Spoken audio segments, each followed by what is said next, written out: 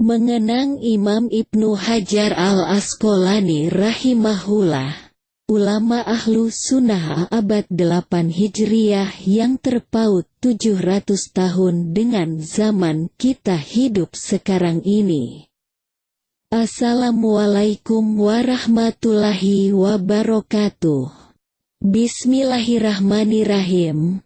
Konten ini disarikan dari berbagai sumber terpercaya di Pustaka Buya Hamka oleh Arif Rahman Khalid bin Ahmad Rashid Sultan Mansur di Jakarta. Jangan lupa subscribe channel kita ini ya. Terima kasih. Semoga Allah memberkahi hidup dunia kita. Amin.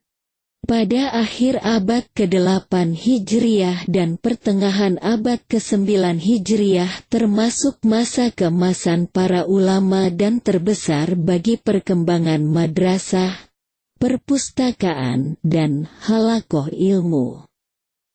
Walaupun terjadi keguncangan sosial politik, hal ini karena para penguasa di kala itu memberikan perhatian besar dengan mengembangkan madrasah-madrasah, perpustakaan dan memotivasi ulama serta mendukung mereka dengan harta dan jabatan kedudukan. Semua ini menjadi sebab berlombanya para ulama dalam menyebarkan ilmu dengan pengajaran dan menulis karya ilmiah dalam beragam bidang keilmuan. Pada masa demikian ini muncullah seorang ulama besar yang namanya harum hingga kini Al-Hafiz Ibnu Hajar al-Asqalani. Berikut biografi singkat beliau. Nama dan nasab Imam Ibnu Hajar al-Asqalani rahimahullah.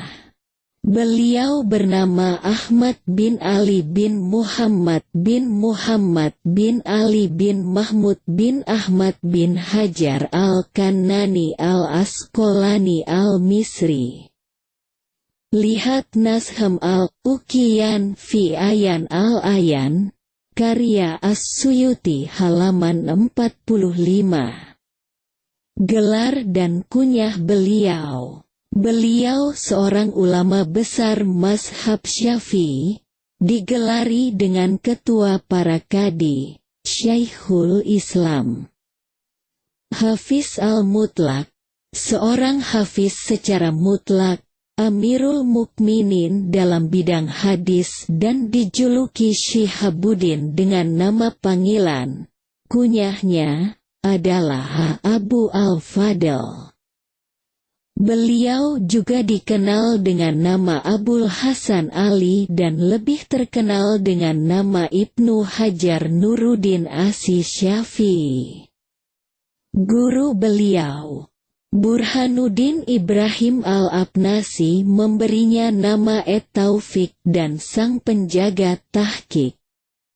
Kelahirannya, beliau dilahirkan tanggal 12 Sya'ban tahun 773 Hijriah di pinggiran Sungai Nil di Mesir kuno. Tempat tersebut dekat dengan Dar an-Nuhas dekat Masjid Al-Jadid. Lihat Ad-Dahu, Al-Lami, karya Imam As-Sakhawi jilid 2 halaman 36 dan Al-Badr at-Tali, karya Asy-Syaukani. Sifat beliau.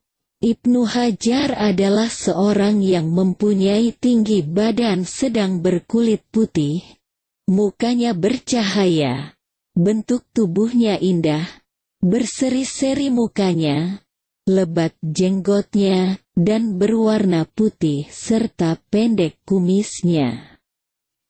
Dia adalah seorang yang pendengaran dan penglihatan sehat, kuat dan utuh giginya, kecil mulutnya, kuat tubuhnya, bercita-cita tinggi, kurus badannya, fasih lisannya, lirih suaranya, sangat cerdas, pandai, pintar bersyair dan menjadi pemimpin di masanya. Pertumbuhan dan belajarnya. Ibnu Hajar tumbuh dan besar sebagai anak yatim. Ayah beliau meninggal ketika ia berumur 4 tahun dan ibunya meninggal ketika ia masih balita. Ayah beliau meninggal pada bulan Rajab 777 Hijriah. Setelah berhaji dan mengunjungi Baitul Maqdis dan tinggal di 2 tempat tersebut, waktu itu Ibnu Hajar ikut bersama ayahnya. Setelah ayahnya meninggal, beliau ikut dan diasuh oleh Az-Zaki Al-Harubi, kakak tertua Ibnu Hajar, sampai sang pengasuh meninggal. Hal itu karena sebelum meninggal, sang ayah berwasiat kepada anak tertuanya, yaitu saudagar kaya bernama Abu Bakar Muhammad bin Ali bin Ahmad Al-Harubi, wafat tahun 787 Hijriah, untuk menanggung dan membantu adik-adiknya. Begitu juga sang ayah berwasiat kepada Syekh Syamsuddin Ibnu Al-Qatan, wafat tahun 813 Hijriah, karena kedekatannya dengan Ibnu Hajar kecil.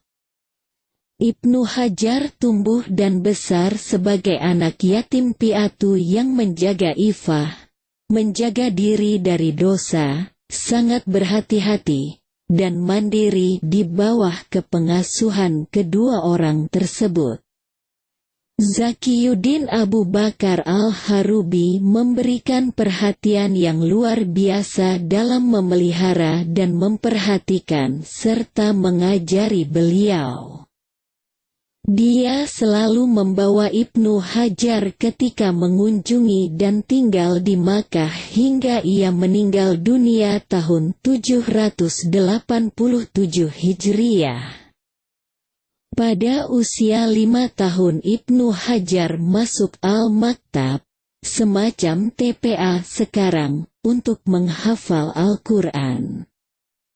Di sana ada seorang guru yang bernama Syamsuddin bin Al-Alaf yang saat itu menjadi gubernur Mesir dan juga Syamsuddin Al-Atrusi. Akan tetapi, Ibnu Hajar belum berhasil menghafal Al-Quran sampai beliau belajar pada seorang ahli fakih dan pengajar sejati, yaitu Sadruddin Muhammad bin Abdurrazak As-Safti Al-Mukri. Kepada beliau inilah akhirnya Ibnu Hajar dapat menghatamkan hafalan Al-Qurannya ketika berumur 9 tahun. Ketika Ibnu Hajar berumur 12 tahun, ia ditunjuk sebagai imam salat tarawih di Masjidil Haram pada tahun 785 Hijriah. Ketika sang pengasuh berhaji pada tahun itu, Ibnu Hajar menyertainya sampai 2 tahun, hingga kembali bersama Al-Harubi ke Mesir. Setelah kembali ke Mesir, Ibnu Hajar benar-benar bersungguh-sungguh dalam menuntut ilmu, hingga ia hafal beberapa kitab-kitab induk seperti Al-Umdah Al-Aham karya Abdul Ghani Al-Maqdisi, Al-Alfiyah fi Ulum Al-Hadith karya guru beliau Al-Hafiz Al-Iraqi, Al-Hawi Esh-Sagi karya Al-Kaswinir, Mukhtasar Ibnu Al-Hajib fi Al-Usyul dan Mulhatu Al-Irob serta yang lainnya. Ibnu Hajar benar-benar bersungguh-sungguh dalam menuntut ilmu, hingga ia hafal beberapa kitab-kitab induk seperti Al-Umdah Al-Aham karya Abdul Ghani Al-Maqdisi, Al-Alfiyah fi Ulum Al-Hadith karya guru beliau Al-Hafiz Al-Iraqi, Al-Hawi Esh-Sagi karya Al-Kaswinir, Mukhtasar Ibnu al-Hajib fi al-Usyul dan Mulhatu al-Irob serta yang lainnya. Pertama kali ia diberikan kesenangan meneliti kitab-kitab sejarah, tarikh, lalu banyak hafal nama-nama perawi dan keadaannya. Kemudian meneliti bidang sastra Arab dari tahun 792 Hijriah. Dan menjadi pakar dalam syair Arab. Kemudian diberi kesenangan menuntut hadits dan dimulai sejak tahun 793 Hijriah.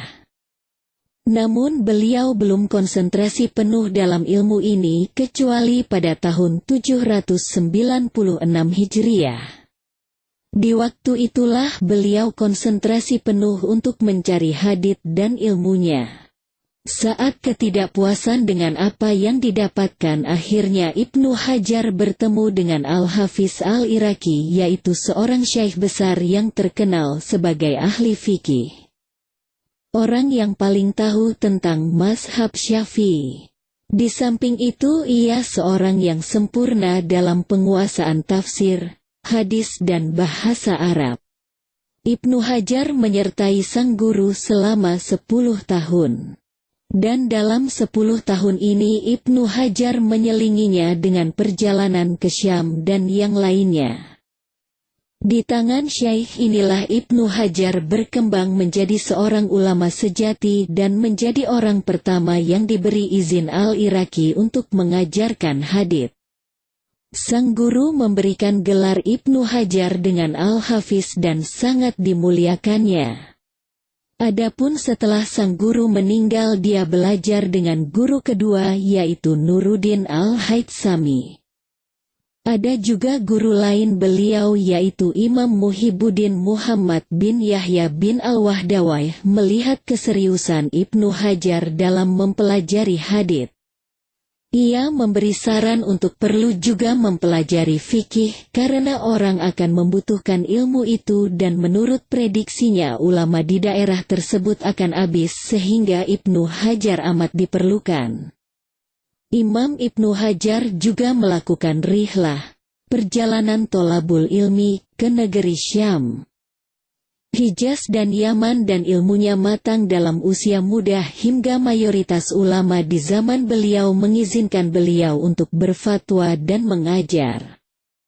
Beliau mengajar di markas ilmiah yang banyak diantaranya mengajar tafsir di Al-Madrasah Al-Husainiyah dan Al-Mansyuriyah, mengajar hadits di Madaaris Al-Babrisiyah, Az-Zainiyah dan As-Syaikhuniyah dan lainnya. Membuka majelis tasmi al-hadits di Al-Mahmudiyah, serta mengajarkan fikih di Al-Muwayyidiyah dan selainnya. Beliau juga memegang masyihah, semacam kepala para syekh di Al-Madrasah Al-Baibrisiyah dan madrasah lainnya. Lihat kitab Ad-Daw' Al-Lami. Para guru beliau Al-Hafiz Ibnu Hajar sangat memperhatikan para gurunya dengan menyebut nama-nama mereka dalam banyak karya-karya ilmiahnya. Beliau menyebut nama-nama mereka dalam 2 kitab, yaitu Al-Mu'jam Al-Muwasis lil Mu'jam Al-Mufahris. Al-Mu'jam Al-Mufahris. Imam As-Sahawi membagi guru beliau menjadi 3 klasifikasi. Guru yang beliau dengar hadits darinya walaupun hanya 1 hadits, guru yang memberikan ijazah kepada beliau, guru yang beliau ambil ilmunya secara muskarah atau mendengar darinya khutbah atau karya ilmiahnya. Guru beliau mencapai lebih dari 640-an orang. Sedangkan Ibnu Khalil ad-Dimashqi dalam kitab Juma'an ad-Durar membagi para guru beliau dalam 3 bagian juga dan menyampaikan jumlahnya 639 orang. Dalam kesempatan ini kami hanya menyampaikan beberapa saja dari mereka yang memiliki pengaruh besar dalam perkembangan keilmuan beliau agar tidak terlalu panjang biografi beliau ini. Di antara para guru beliau tersebut adalah bidang keilmuan Al-Qiraat, ilmu Al-Quran. Syekh Ibrahim bin Ahmad bin Abdul Wahid bin Abdul Mupetik terbalik min bin Ulwaan Tanuhi al-Ba'li ad-Dimashqi, wafat tahun 800 dikenal dengan Burhanuddin Asy-Syami. Ibnu Hajar belajar dan membaca langsung kepada beliau sebagian Al-Quran, Kitab Asy-Syatibiyah, Sahih Al-Bukhari dan sebagian Musnad dan Juz Al-Hadits. Syekh Burhanuddin ini memberikan izin kepada Ibnu Hajar dalam fatwa dan pengajaran pada tahun 796 Hijriah. 2. Bidang ilmu fikih. Syekh Abu Hafiz Sirajuddin Umar bin Ruslan bin Nusyair bin Solih al-Kinani al-Asqalani al-Bulkini al-Misri, wafat tahun 805 Hijriah, seorang mujtahid, hafiz dan seorang ulama besar. Beliau memiliki karya ilmiah, di antaranya Mahasin al-Istilah fi al-Mustalah dan Hawashi ala ar-Raudah serta lainnya. Syekh Umar bin Ali bin Ahmad bin Muhammad bin Abdillah al-Ansari al-Andalusi al-Misri, wafat tahun 804 Hijriah, dikenal dengan Ibnu al-Mulakin. Beliau orang yang terbanyak karya ilmiahnya di zaman tersebut. Di antara karya beliau, Al-Ilam bi Fawa petik terbalik Umdah al-Ahkam, dicetak dalam 11 jilid, dan Takrij Ahadits ar-Rafi'i, dicetak dalam 6 jilid, dan Syarah Sahih Al-Bukhari dalam 20 jilid. Burhanuddin Abu Muhammad Ibrahim bin Musa bin Ayub Ibnu Abnaasi. 3. Bidang ilmu usyul al-fiqih. Syekh Izzuddin Muhammad bin Abu Bakar bin Abdul Aziz bin Muhammad bin Ibrahim bin Sa'dullah bin Jamaah al-Kinani al-Hamwi al-Misri, wafat tahun 819 Hijriah, dikenal dengan Ibnu Jamaah, seorang faqih, usuli, muhadis, ahli kalam, sastrawan dan ahli nahwu. Ibnu Hajar mulazamah kepada beliau dari tahun 790 Hijriah sampai tahun 819 Hijriah. 4. Bidang ilmu sastra Arab. Majduddin Abu Tahir Muhammad bin Yakub bin Muhammad bin Ibrahim bin Umar Asy-Syairazi al-Fairuzabadi, seorang ulama pakar sastra Arab yang paling terkenal di masa itu. Syamsuddin Muhammad bin Muhammad bin Ali bin Abdurrazak al-Guma'ari. V. Bidang hadits dan ilmunya, Zainuddin Abdurrahim bin Al-Husain bin Abdurrahman bin Abu Bakar bin Ibrahim al-Mahrani al-Iraki. Nuruddin Abul Hasan Ali bin Abu Bakar bin Sulaiman bin Abu Bakar bin Umar bin Solih al-Haytsami.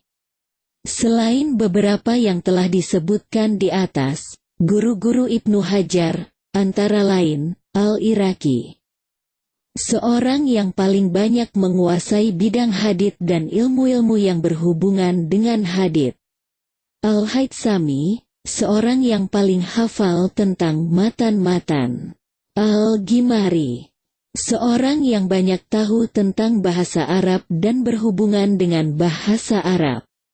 Al-Muhib bin Hisham, seorang yang cerdas. Al-Ghifari, seorang yang hebat hafalannya. Al-Abnasi, seorang yang terkenal kehebatannya dalam mengajar dan memahamkan orang lain. Al-Izu bin Jamaah, seorang yang banyak menguasai beragam bidang ilmu. Tanuhi, seorang yang terkenal dengan qiraatnya dan ketinggian sanadnya dalam qiraat. Murid beliau kedudukan dan ilmu beliau yang sangat luas dan dalam tentunya menjadi perhatian para penuntut ilmu dari segala penjuru dunia. Mereka berlomba-lomba mengarungi lautan dan daratan untuk dapat mengambil ilmu dari sang ulama ini.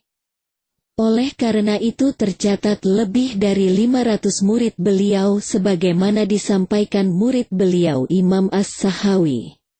Di antara murid beliau yang terkenal adalah Syekh Ibrahim bin Ali bin Asi Syekh bin Burhanuddin bin Zahirah Al-Maki Asi Syafi'i, Syekh Ahmad bin Usman bin Muhammad bin Ibrahim bin Abdillah Al-Karmani Al-Hanafi dikenal dengan Syihabuddin Abul Fatih Al-Kaluta'ani seorang muhadis. Syihabuddin Ahmad bin Muhammad bin Ali bin Hasan Al-Ansari Al-Hazraji yang dikenal dengan Al-Hijazi. Zakaria bin Muhammad bin Zakaria Al-Ansari wafat tahun Muhammad bin Abdurrahman bin Muhammad bin Abu Bakar bin Usman As-Sakhawi Asi Syafi'i. Muhammad bin Muhammad bin Muhammad bin Abdullah bin Fat Al-Hashimi Al-Alawi Al-Maki wafat tahun Burhanuddin Al-Bakai, penulis kitab Nuzum Ad-Durar fi Tanasub Al-Ayyi wa As-Suwar. Ibnu Al-Haidari, Tafi bin Fat Al-Maki, Al-Kamal bin Al-Hamam Al-Hanafi, Qasim bin Kutlubuga, Ibnu Tagribardi, penulis kitab Al-Manal As-Safi, Ibnu Kusni, Abul Fadl bin Asi Syihnah, Al-Muhib Al-Bakri, Ibnu Syairafi, menjadi kadi wafatnya. Setelah melalui masa-masa kehidupan yang penuh dengan kegiatan ilmiah dalam khidmah kepada ilmu dan berjihad menyebarkannya dengan beragam sarana yang ada, Ibnu Hajar jatuh sakit di rumahnya setelah ia mengundurkan diri dari jabatannya sebagai kadi pada tanggal 25 Jamadal akhir tahun 852 Hijriah. Dia adalah seorang yang selalu sibuk dengan mengarang dan mendatangi majelis-majelis taklim hingga pertama kali penyakit itu menjangkit, yaitu pada bulan Zulqa'dah tahun 852 Hijri. Ketika ia sakit yang membawanya meninggal, ia berkata, "Ya Allah, bolehlah Engkau tidak memberikanku kesehatan. Tetapi janganlah Engkau tidak memberikanku pengampunan." Beliau berusaha menyembunyikan penyakitnya dan tetap menunaikan kewajibannya mengajar dan membacakan imla. Namun penyakit tersebut semakin bertambah parah sehingga para tabib dan penguasa, umara, serta para kadi bolak-balik menjenguk beliau. Sakit ini berlangsung lebih dari 1 bulan, kemudian beliau terkena diare yang sangat parah dengan mengeluarkan darah. Imam As-Sakhawi berkata, "Saya mengira Allah telah memuliakan beliau dengan mati syahid, karena penyakit tahun telah muncul." Kemudian pada malam Sabtu tanggal 18 Zulhijjah tahun 852 Hijriah, berselang 2 jam setelah salat Isya, orang-orang dan para sahabatnya berkerumun di dekatnya menyaksikan hadirnya sakaratul maut. Hari itu adalah hari musibah yang sangat besar. Orang-orang menangisi kepergiannya sampai-sampai orang non-muslim pun ikut meratapi kematian beliau. Pada hari itu pasar-pasar ditutup demi menyertai kepergiannya. Para pelayat yang datang pun sampai-sampai tidak dapat dihitung. Semua para pembesar dan pejabat kerajaan saat itu datang melayat dan bersama masyarakat yang banyak sekali mensalatkan jenazah beliau. Diperkirakan orang yang mensalatkan beliau lebih dari 50.000 orang dan Amirul Mukminin Khalifah Al-Abbasiyah mempersilahkan Al-Bulkini untuk menyalati Ibnu Hajar di Ar-Ramilah. Sanjungan para ulama terhadap Imam Ibnu Hajar Al-Asqalani rahimahullah. Al-Hafiz As-Sakhawi berkata, "Adapun pujian para ulama terhadapnya, ketahuilah pujian mereka tidak dapat dihitung. Mereka memberikan pujian yang tak terkira jumlahnya, namun saya berusaha untuk menyebutkan sebagiannya sesuai dengan kemampuan. Al-Iraqi berkata, ia adalah syaikh, yang alim, yang sempurna, yang mulia, yang seorang muhadis, ahli hadis, yang banyak memberikan manfaat, yang agung, seorang al-hafiz, yang sangat bertakwa, yang dabit, dapat dipercaya perkataannya, yang sikah, yang amanah, Syihabuddin Ahmad Abdul Fadl bin Asi Syaikh, Al-Imam, Al-Alim, Al-Auhad, Al-Marhum Nuruddin, yang kumpul kepadanya para perawi dan syaikh-syaikh, yang pandai dalam nasik dan mansuk, yang menguasai Al-Muwafakat dan Al-Abdal, yang dapat membedakan antara rawi-rawi yang sikah dan daif, yang banyak menemui para ahli hadits, dan yang banyak ilmunya dalam waktu yang relatif pendek. Dan masih banyak lagi ulama yang memuji dia, dengan kepandaian Ibnu Hajar. Karya ilmiah beliau, Al-Hafiz Ibnu Hajar telah menghabiskan waktunya untuk menuntut ilmu dan menyebarkannya dengan lisan, amalan dan tulisan. Beliau telah memberikan jasa besar bagi perkembangan beraneka ragam bidang keilmuan untuk umat ini. Murid beliau yang ternama Imam As-Sakhawi dalam kitab Ad-Diya Al-Lami, menjelaskan bahwa karya tulis beliau mencapai lebih dari 150 karya. Sedangkan dalam kitab Al-Jawahir Wad Durar disampaikan lebih dari 270 karya.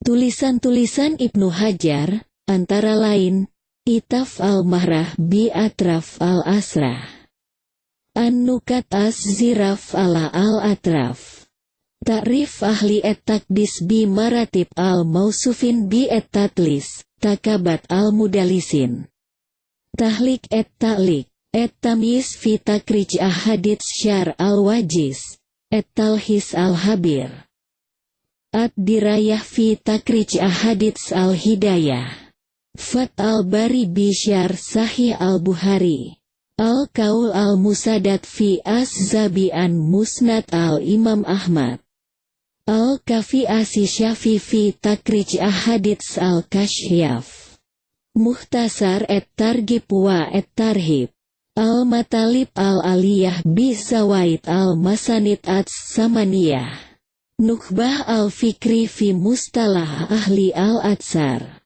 Nuzah An-Nazar fi Taudi Nukhbah Al-Fikr.